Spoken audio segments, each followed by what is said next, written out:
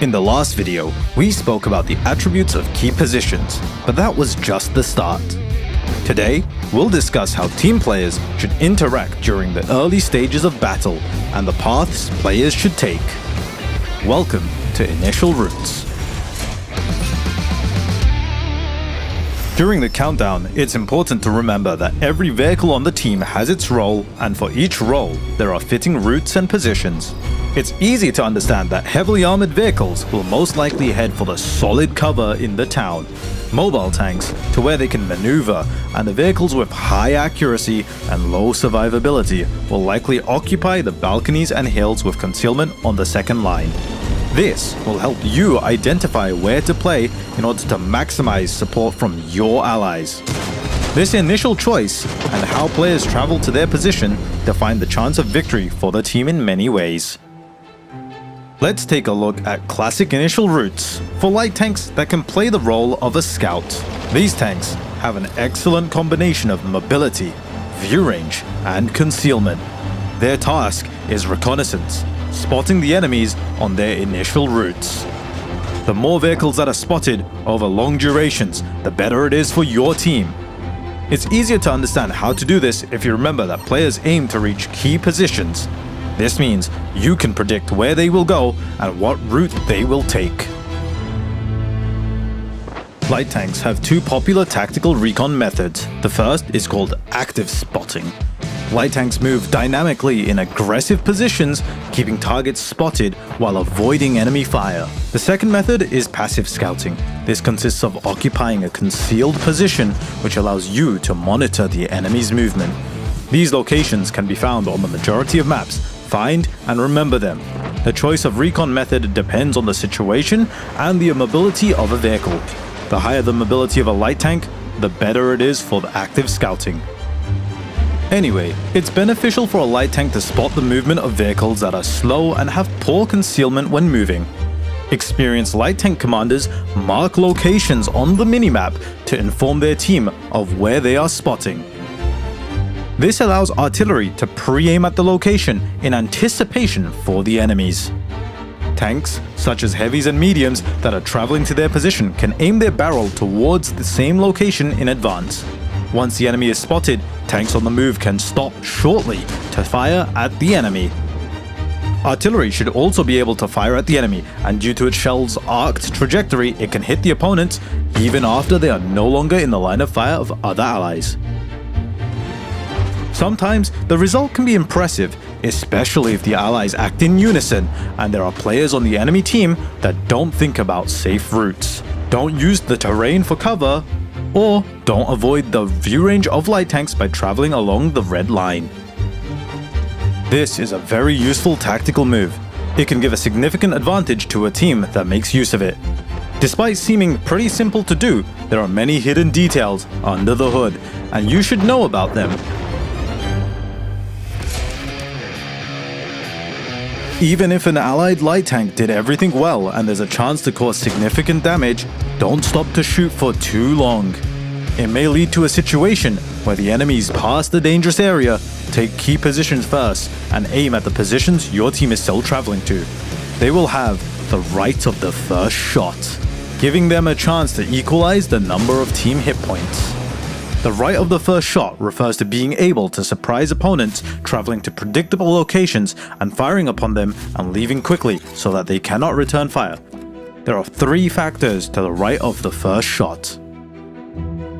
The factor of speed, allowing you to take a key position and pre-aiming for the enemy before they arrive. Secondly, the factor of predictability, anticipating an opponent to go for a specific position and aiming for them in advance. Thirdly, the factor of surprise, firing from a concealed location at opponents unaware of your position and are either distracted or exposing weak spots. Using these factors to your advantage, you can cause damage and save your hit points.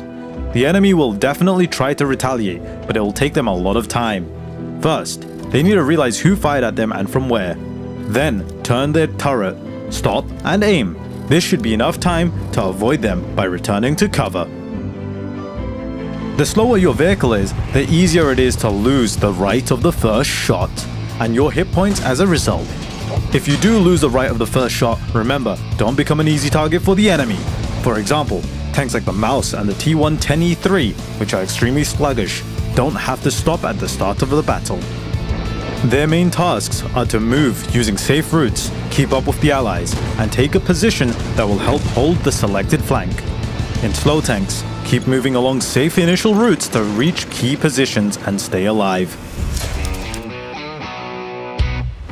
The speed of making decisions is as important as the speed of your vehicle for increasing the chance of victory. That's why, when a teammate provides you with an assortment of spotted enemy vehicles, it's important to stay cool and select a target which will lead to the best result. If there's only one target, it's simple. Every shot is a chance to cause damage. There's no other option, so fire away. If there are several targets, evaluate their armor and fire at the one that is easier to penetrate. It might have thinner armor, or it might be exposing its sides. Evaluate the firepower of your targets.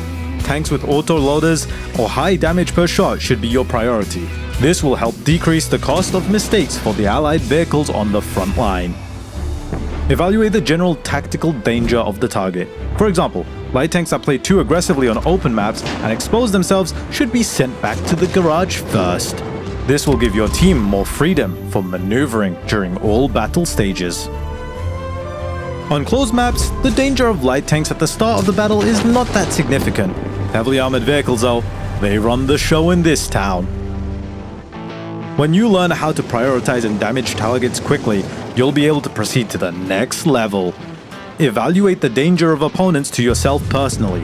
For example, if you're playing a heavy tank with poor gun depression and the enemy has a tank with a sturdy turret and good depression, you can assume that a skirmish on uneven terrain against this vehicle won't end in your favor. Eliminating this target before it takes a key position increases your chance to be among the top players by damage caused and will allow you to make a decisive contribution to the team's victory. If you think about everything we've discussed, you'll obtain one of the most important tanker's skills: the ability to analyze team setups and predict the course of a battle. This will help you define your role correctly, because it might differ from the role attributed to your tank in its description. For example, when there are no light tanks on the team, a medium tank with good speed characteristics can take on the role of a scout. And a heavy assault tank at the bottom of the list will be among the first to head to the garage if it tries to brawl against a vehicle 2 tiers higher. In situations like these, the role of a support vehicle will be more effective. You can let the higher tiered teammates go forward and play second fiddle, trying not to trade your hit points with the enemy's top tier vehicles. Or you can try to go to another flank and fight against vehicles of equal or lower tiers. To avoid getting into disadvantageous situations, try to evaluate the components of random battle tactics before the start of battle. Start with the simple ones: the key locations of the map, your place on the team list and your ability to play aggressively, the convenient positions for the different vehicle roles on both teams, the ability to crossfire and support each other. Then choose your position and the route you intend to take. When you've adjusted to this, try to gradually add one more point from the following list: the ability to spot and cause damage to vehicles on their initial routes, the dangers of being spotted by opponents and alternative safe initial routes to avoid detection, the speed of reaching positions and having the right of the first shot, the amount of options you have when coming into contact with opponents, and the ability of your vehicle to cause damage to enemies in a position and defending against return fire. Taking these things into consideration will lay the foundation of understanding the game, but of course, your prediction won't be 100% accurate. There are just too many unknown variables. But with time, you'll be able to achieve your goals easier. You will start to feel that you've become a stronger player.